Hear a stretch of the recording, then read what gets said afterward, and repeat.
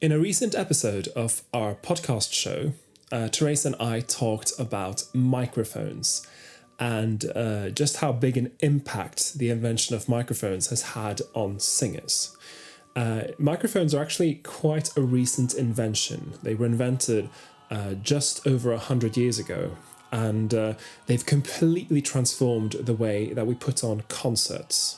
In fact, outside of the classical world, it's really quite unusual to put on a concert without using microphones these days.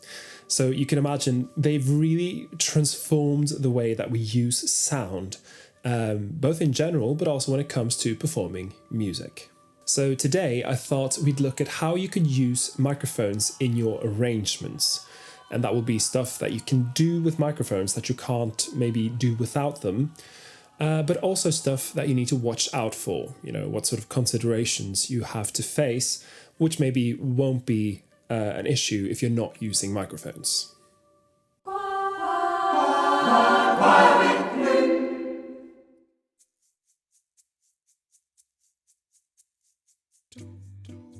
I'm not going to go too deeply into the history of microphones and how they work in this video, as there's already plenty of good videos on YouTube that explain this well, like this brief overview by Soundfly, or this more detailed series by Shaw.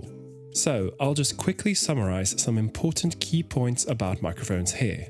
A microphone is a device that turns sound into a signal, usually electric.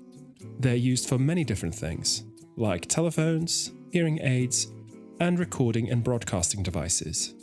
They usually work by having a diaphragm of some sort. That is, a thin membrane that is sensitive to sound waves and can convert them into a signal. In fact, our ears work the same way, where our eardrums sense sound waves and send signals to our brain to convert this into information. The microphone was developed in tandem with the telephone, with the aim of being able to transmit sound over long distances. Though various iterations of different microphone designs were conceived since the mid-1800s, the prototype of the modern microphone, the carbon microphone, was invented in the 1870s. The inventor of this microphone is generally considered to be David Edward Hughes, though Emil Berliner and Thomas Edison were working on a similar design around the same time. By modern standards, carbon microphones have a very poor sound quality, though they're tough and durable and were actually used in landline telephones up until the 90s. However, improvements on the design quickly followed, with the condenser microphone invented in the 1910s, the ribbon microphone in the 20s, the moving coil or dynamic microphone also in the 20s, and so on, with new designs and improvements being worked on up until today. If you're interested in more microphone history, you can check out this lecture by Hop Pole Studios. As a singer in a live situation, you're mostly going to be encountering dynamic microphones like the one I'm holding in my hand. Using other microphones is a bit more specialized. You might encounter them as overhead microphones, like the ones you see maybe over an orchestra or a choir, or you might look at condenser microphones with pop shields that singers use in the studio. But this is far more common in a live situation. The microphone I'm using here is a Sennheiser. It's MD431. This is not the most common dynamic microphone. The most common one is the Shaw SM58.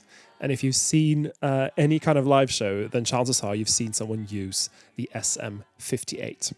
Dynamic microphones are great for live shows for many reasons. First of all, they're quite robust. So I could drop this on the ground now and it would still be fine. Now, I'm not going to do this because this isn't actually my microphone. I'm borrowing it off a friend, so I'm not going to do anything to it. Dynamic microphones are also unidirectional. And what that means is that they won't be picking up sound that comes from the back. Now, the technical term for this is that they're cardioid. And this has to do with the area from which they will receive sound. But essentially, if I turn this around now, then you probably can't hear me at all. It also takes quite a lot of loudness for a dynamic microphone to start peaking. Now, peaking is when the sound starts to get distorted because it's louder than the microphone's able to handle. But dynamic microphones tend to have quite a big threshold when it comes to loudness. If we assume that your singers are going to be using a dynamic microphone like the one I'm holding, here are some tips on stuff you can do in your arrangements that you perhaps would want to do differently if you were doing the arrangements without microphones. 1. Range considerations are less important. Without using microphones, singing lower pitches tends to come out softer than singing higher pitches, particularly with lower ability singers. However, using microphones, you can potentially have a low bass singer do a fairly quiet solo over a choir belting out high backing parts, and this can work just fine. Similarly, having a somewhat quiet song performed in a place where there may be some background noise, like a festival, shouldn't be a problem, since the voices can be amplified to a suitable level. Using a microphone, I can actually perform a song that's really loud. I am belting the song, it's really loud and high. And I can also perform a quiet song. This is a lullaby, it is very quiet.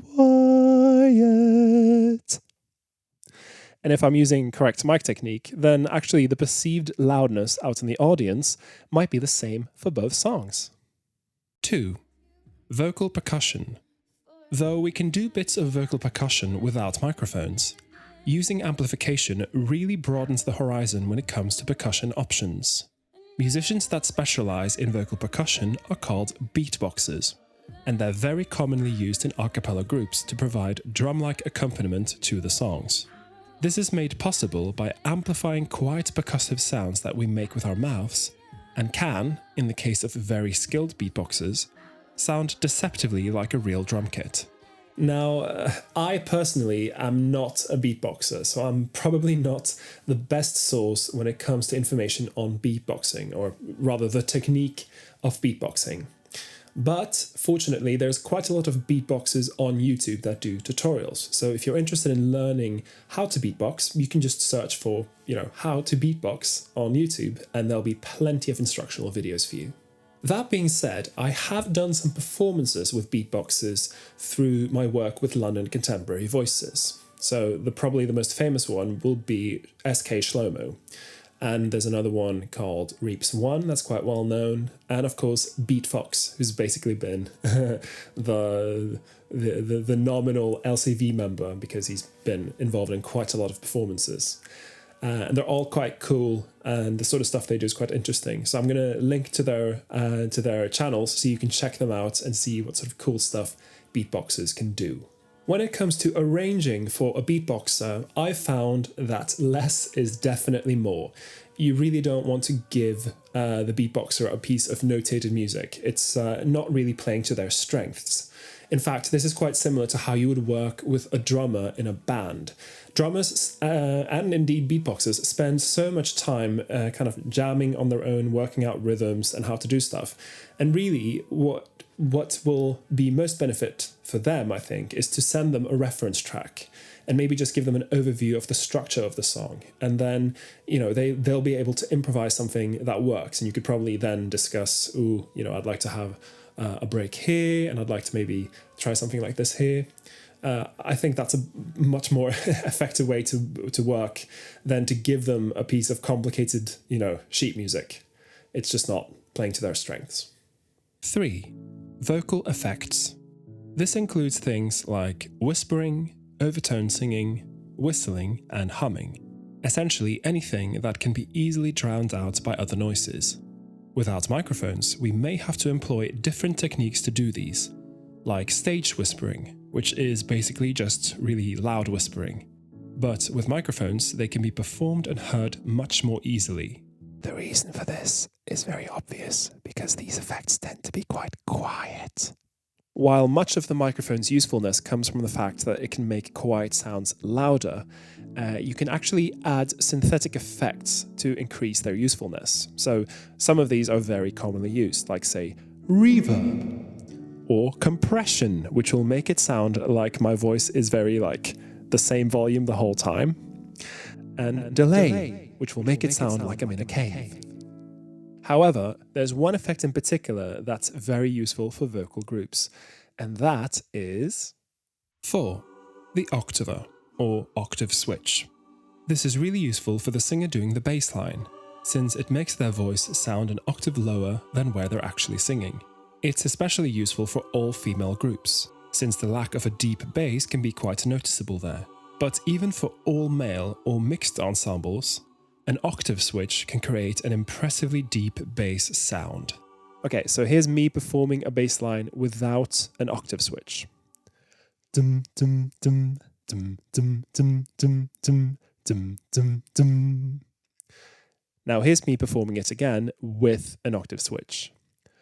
Dum dum dum dum dum dum dum dum dum dum dum. Most of your singers are probably not going to have very bassy voices. I mean, I have a very, a very mid-range baritone voice, but with the octave switch, suddenly I can be the bass singer in a group. Note that some vocal groups will use a dedicated bass singer that will use an octave switch, and they will also then give them creative license to embellish or improvise bass lines based on the chord progression of the music. So if this is suitable for your group, then this is definitely an option.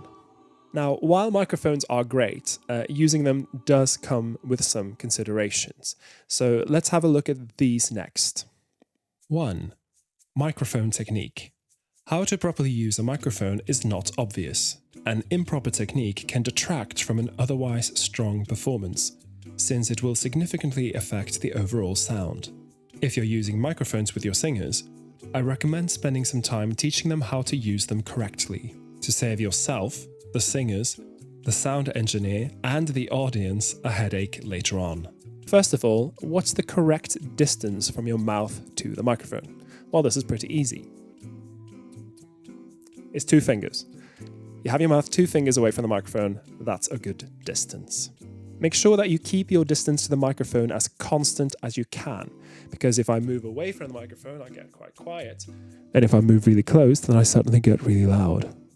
Singers with really good mic technique will actually use this to their advantage. So if they have to sing something that's really loud, then they will pull away so that it doesn't suddenly get really loud. And likewise, if they're singing something that's really quiet, then they will get really close to the microphone so that it's still audible. Now, a problem with microphones that most people are probably aware of is feedback. And feedback is what happens if you point a microphone towards the speaker where the sound is coming out. So the microphone is picking up sound, which is sent through the speaker, which is then picked up again by the microphone, and so on and so forth. And so you get this really high ringing effect as a result. Now, the best way to avoid feedback is, of course, don't point your microphone at a speaker. If you do so, then it will most certainly start to feedback. What's good about dynamic microphones, like I mentioned, is that they're unidirectional. So that sound coming from the back is probably not going to be picked up very much by the microphone. So this means that whoever's setting up the microphones will be able to control sort of where the microphones are picking up the sound and then place their speakers in such a way that feedback won't be a problem. Also, make sure that you hold the microphone correctly if you have it in your hands.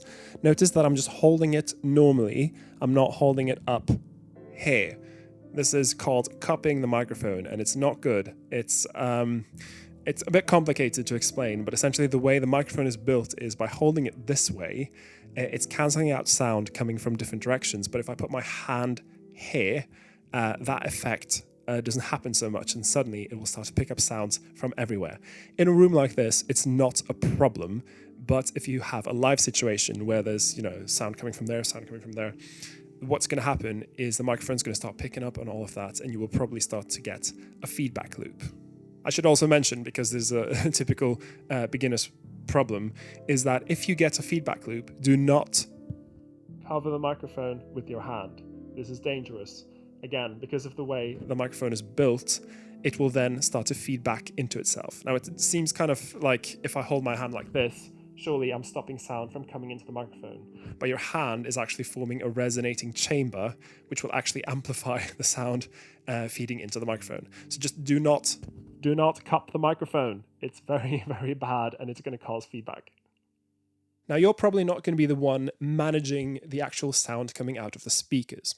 And this job belongs to 2. The sound engineer. Whenever you're doing an amplified performance, there should be a dedicated person managing the mixing desk and making sure that the sound coming out of the speakers is good. This person is the sound engineer, and the way they choose to handle the live mixing of the different parts in the music will have a tremendous effect on what it ends up sounding like. Some groups will use their own dedicated sound engineer, but often the sound engineer will be working for the venue and also be responsible for the equipment used during the performance. In music college, we were given a very clear message about how to interact with sound engineers. Always be very nice and respectful towards them, even if they're not doing a good job, because a sound engineer can make a soprano sound like a baritone. The reason for this is that whatever's coming out of the speakers is largely out of your control. And if you're being overly critical of it, the sound engineer may start to dislike you and then stop caring about trying to make it sound good. So you have to be a little bit careful there. What I recommend is learn the name of your sound engineer, always be polite with them, and if you have any worries, then do make them known, but in a polite way. Now, this sort of stuff will usually be taken care of before the actual performance in something we call the sound check. Speaking of which... 3. Don't skip the sound check if you can help it.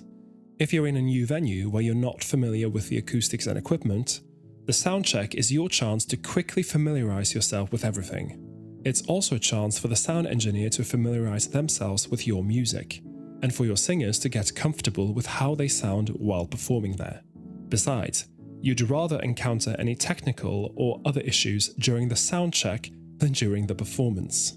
To be honest, sound checks can be pretty boring because most of the time you're just kind of standing around and waiting while they test, that microphone, then that microphone, then that microphone. It's not particularly exciting, but it's very important still because it's going to have a big impact on the overall performance. If you've got some time during a sound check, what you can do is you can practice, how are you going to get on off the stage? How are you going to receive the applause? Practical stuff like that. Also make sure that you sing through whatever's going to be the loudest bits in the music that you'll be performing, because the sound engineer will need to adjust the equipment to accommodate this. Likewise, if you have any pieces with a soloist, then make sure that you run at least a little bit of those, so that the soloist will get a chance to hear what the room's going to be like, and if they have to move into place, that's also a good opportunity to just practice the logistics of moving from one place and then also moving back. Finally, be aware that things can go wrong and that there may not be anything you can do about it. If there's a power cut, or some equipment gets stolen the night before your performance, then this is probably not something you could have done anything about. Don't be too hard on yourself if the sound doesn't turn out great due to external factors. And remember that an audience may still enjoy the performance in spite of some problems. Note that because microphones aren't always going to be available, I will usually recommend that you don't rely too much on microphones when you do your arrangements. Because ultimately, an arrangement that works acoustically is going to work with or without microphones, but the opposite may not be true. Anyway, that's it for today's episode of Choir with Knut. Make sure to leave me any comments if you have questions, or if you've had any particularly good or awful experiences using microphones. Share this video with your friends if you think they'll find it useful, and be sure to subscribe if you haven't already. And I'll see you in the next episode. 啦。